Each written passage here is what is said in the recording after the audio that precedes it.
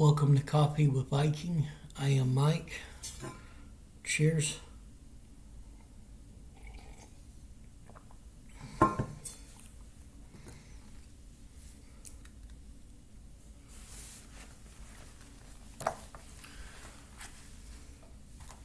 Why Jesus died.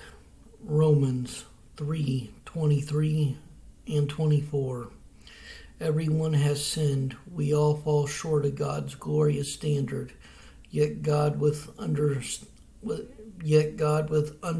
kindness declares that we are righteous. A Jew would understand what Paul is saying here better than the typical Gentile would. That's because Jews have a long history of offering blood sacrifices to pay for their sins. Since the time of Moses, some 1400 years before Paul, Jews have known that God considers any sin a capital offense, yet he graciously set up a sacrificial system, accepting the death of animals as a substitute for the sinful human beings. That was the system in ancient times. It was part of God's old covenant or agreement with the Jews. But Jesus brought a new covenant, dying as the one and only sacrifice for everyone. And after Jesus went to the cross as the perfect sacrifice, there was no more need for the animal sacrifices. It was the one perfect sacrifice that still goes today. The old agreement, the life of the body of the sacrificial animal is in its blood.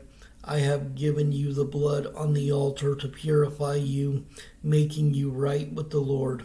And that's Leviticus 17:11. And the new agreement is in Romans 3:25.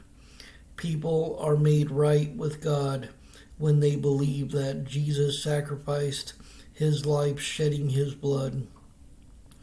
Paul says a normal person wouldn't even die to save a good soul. But God showed his great love for us by sending Christ to die for us while we were still sinners. And once we have been made right in God's sight by the blood of Christ, since we have been made right in God's sight by the blood of Christ, he will certainly save us from God's condemnation. And that'll be in Romans 5:8-9.